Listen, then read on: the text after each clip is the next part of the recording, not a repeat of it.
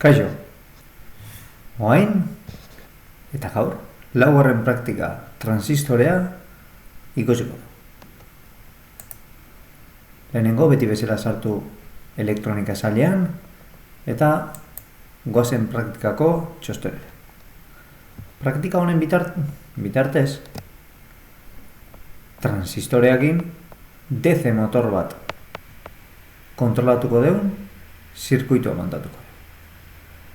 Arduino batean, 3,3 voltekin transistorea kitzikatuko dugu eta transistoreak motorra martxan jarriko.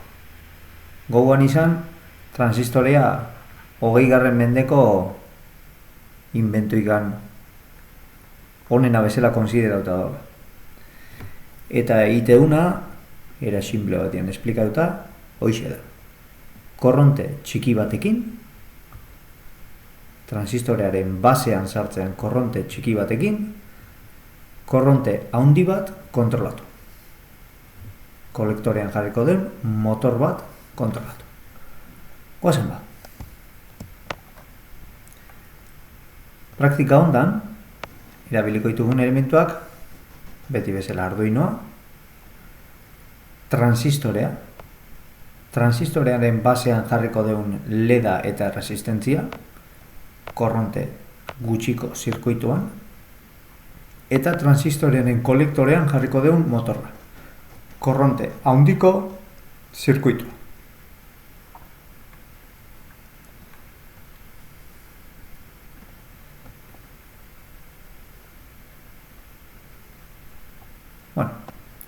Transistore batek beti 3 hanka izango ditu. Erdiko hanka basea, zeinetan beti mikrokontroladorea edo korronte gutxi emango digun elementun bat konektatuko den, gure zirkuituaren kontrola egingo un pina, eta kolektorea eta emisorea. Emisorean normalian masa jartzea, edo 0 voltio, eta oinarrian korronte txiki bat sartze deunean, zirkuitu labur bat ingo emisorea eta kolektorean artean. Alegia kontaktua itxi ingo baluko bezala. Klik. E eta C juntatuko lituke. Hemen adibide bat ikutsiko dugu. Basean oinarrian voltaia hilotzen jute malimagea, kolektorea eta emisorean artean dagoen bidia irikitzen nahi da. Gero eta voltaia gehiago, bidia gero eta irikio. Eta korronte handiak pasatzeko aukera gehiago daka. Beraz, baseko korronte txiki batekin kontrolatuko dugu emisore eta kolektore artean dagoen korronte handi bat.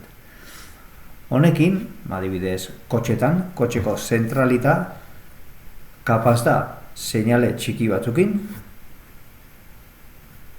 lehiua kontrolatzeko, limpia perabrisa kontrolatzeko, motor elektrikoak kontrolatzeko, amplifikatzaile lan egingo digu transistorea.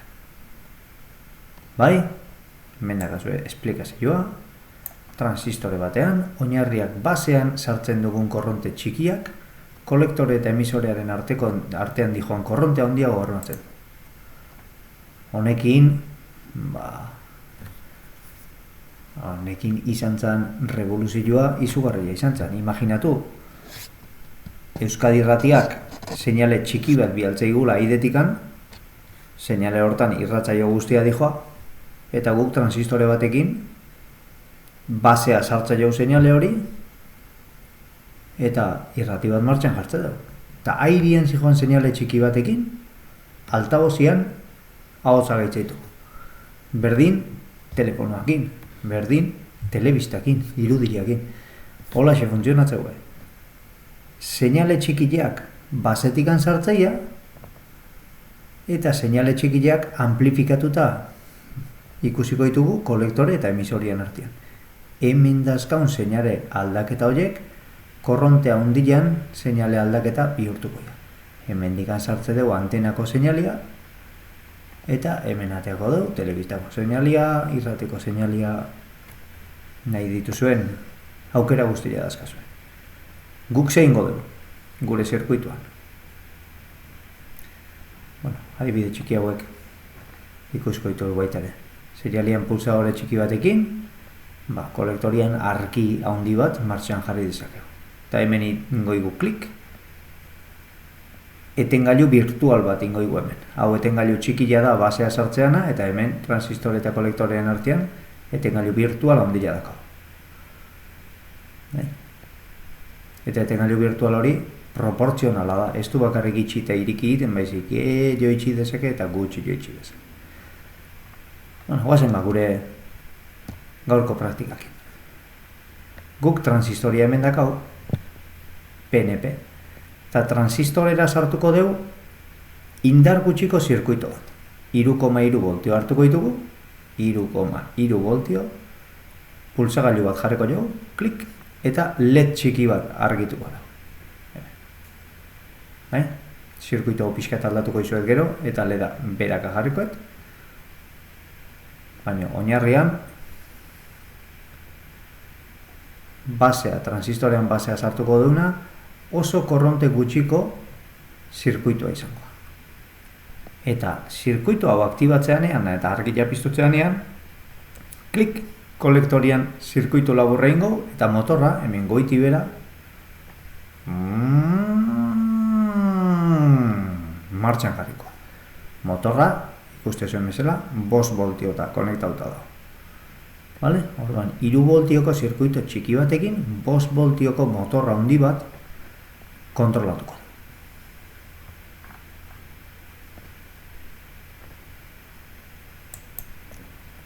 Guazen simbolazioan ikuste.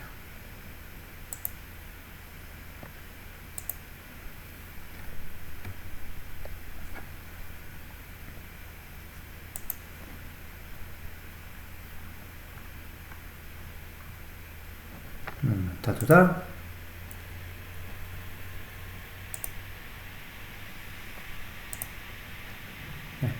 Mentxe dakau NPN transistorea, baseko zirkuito sinplia deituko jau, eta hemen baseko korrontia ikusiko dugu, miliamperetan. Eta irteeran, motorra dakau, eta motorreko korrontea. Nik simulazioa hasi. Eta bilak 0 ondazkat, noski, oaindik ez dut ezer martxan jarri. Baina, sakatzaile honei eman dagoan. Ikuste zuen? 17 miliamper dazkat basean, eta 87 miliamper kolektorian.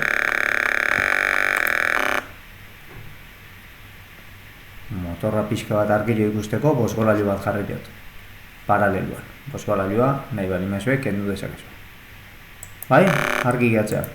Korronte txiki batekin, motor handi bat kontrolatzen.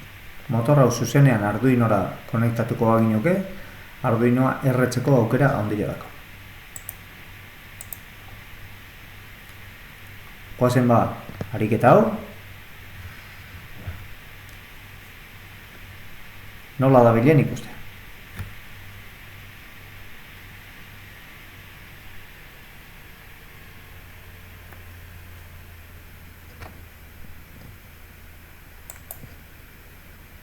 Montaian, hortxe ikuste dugu.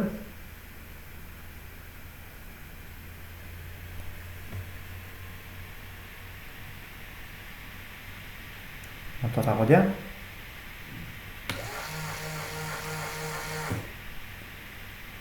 Pulsagailua izakatzean, hor, transistoria hemen ikuste zuen, nire bilaton azpila, 3 hankeko elementu txikila da. Martxan ematen jotenean, argila piztuko zait, eta motorra bai?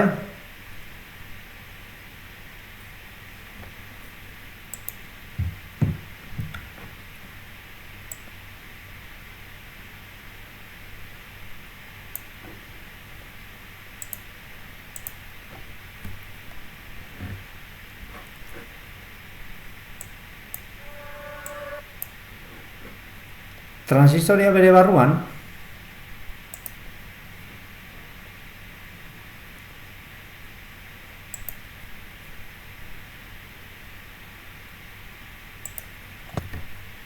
eta hau berezitasun bezala esate dizuet, silizioz indako erdieroa leheak dira.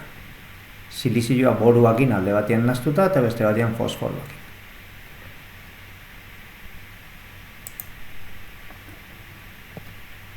Guk basian edo oinarrian hemen pila txiki bat jartzen malin badeu, eta indar txiki batin, pila handi batetik, kolektoretik, emisorera, korronte handi bat kontrolatu dezake. Korronte handi hau, baseko korronte txiki honek kontrolatuko. Hauxe da transistoria, eta honekin, lehen izan da bezala, horregatik irratilei oaindikan ere jende zarrak transistoria, seinale txikiak, seinale handiak gobernatzeko erabili ditzazke. Eskerrik asko.